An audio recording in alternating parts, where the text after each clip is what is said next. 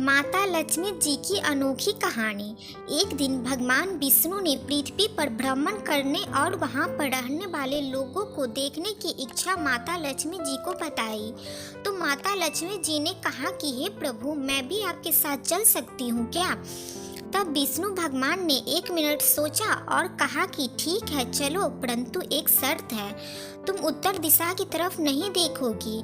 माता लक्ष्मी ने अपनी सहमति दे दी और वे शीघ्र ही पृथ्वी पर भ्रमण के लिए निकल गए। पृथ्वी बहुत ही सुंदर दिख रही थी और वहाँ पर बहुत ही शांति थी।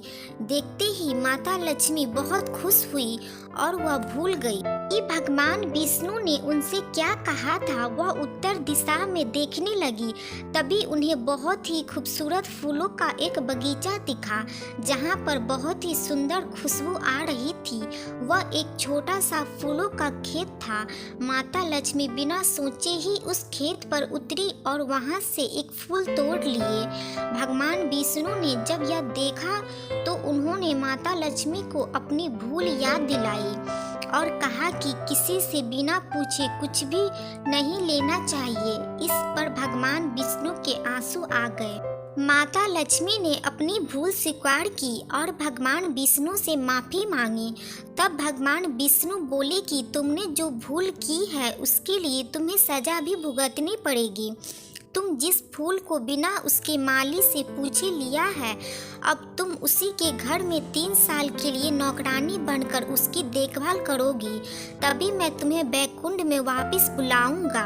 माता लक्ष्मी एक औरत का रूप लिया और उस खेत के मालिक के पास गई। मालिक का नाम माधव था। वह एक गरीब तथा बड़े परिवार का मुखिया था। उसके साथ उसकी पत्नी, 2 बेटे और 3 बेटियां एक छोटी सी झोपड़ी में रहती थी। उनके पास संपत्ति के नाम पर सिर्फ वही एक छोटा सा भूमि का टुकड़ा था। वे उसी से ही अपना गुजर बसर करता था। माता लक्ष्मी उसके घर में गई तो माधव ने उन्हें देखा और पूछा कि वह कौन है।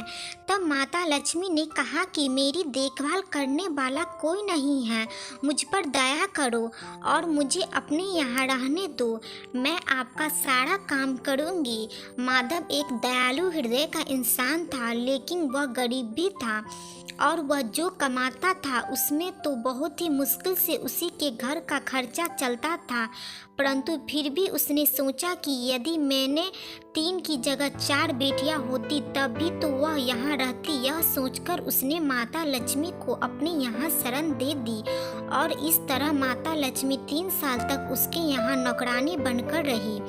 जैसे ही माता लक्ष्मी उसके यहाँ आई तो उसने एक गाय खरीद ली और उसकी कमाई भी बढ़ गई। अब तो उसने कुछ जमीन और जेवर भी खरीद लिए थे और इस तरह उसने अपने लिए एक घर और अच्छे कपड़े खरीदे तथा अब हर किसी के लिए एक अलग से कमरा भी था। इतना सब मिलने पर माधव ने सोचा कि यह सब कुछ मुझे इसी औरत के घर में प्रवेश करने के बाद मिला है, वही हमारे भाग्य को बदलने वाली है।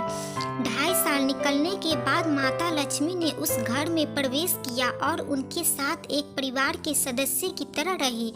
परंतु उन्होंने खेत पर काम करना बंद नहीं किया। उन्होंने कहा कि मुझे अभी अपने 6 महीने और पूरे करने हैं।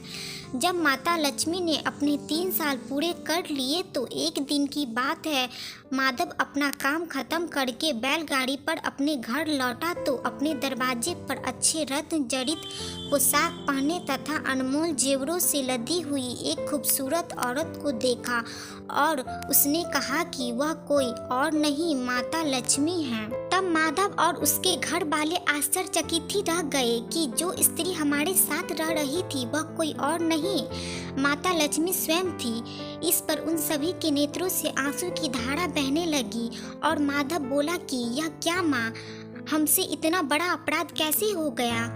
हमने स्वयं माता लक्ष्मी से ही काम करवाया, माता हमें माफ़ कर देना। तब माधव बोला कि हे माता, हम पर दया करो, हम में से कोई नहीं जानता था कि आप माता लक्ष्मी हैं। हे माता, हमें वरदान दीजिए, हमारी रक्षा करिए। तब माता लक्ष्मी मुस्कुराई और बोली कि हे माधव, तुम किसी प्रकार की चिंता मत करो, तुम एक बहुत ही दयालु इंसान हो। और तुमने मुझे अपने यहाँ आसरा दिया है। उन 3 सालों की मुझे याद है। मैं तुम लोगों के साथ एक परिवार की तरह रही हूँ। के बदले में मैं तुम्हें वरदान देती हूँ कि तुम्हारे पास कभी भी धन की और खुशियों की कमी नहीं होगी। तुम्हें वो सारे सुख मिलेंगे जिसकी तुम हकदार हो। यह कहकर लक्ष्मी जी अपने सोने से बने हुए रथ पर सवार होकर बैकुंठ लोक चली गई। यहाँ पर माता लक्ष्मी ने कहा कि जो लोग दयालु और सच्चे हृदय वाले होते हैं, मैं हमेशा वहाँ निवास करती हूँ। हमें गरीबों की सेवा करनी चाहिए। इस कहानी यह उपदेश है कि जब छोटी सी गलती पर भगवान विष्णु ने माता लक्ष्मी को भी सजा दी तो हम तो बहुत ही मामूली इंसान हैं, फिर भी भगवान की हमेशा हम पर कृपा बनी रहती है।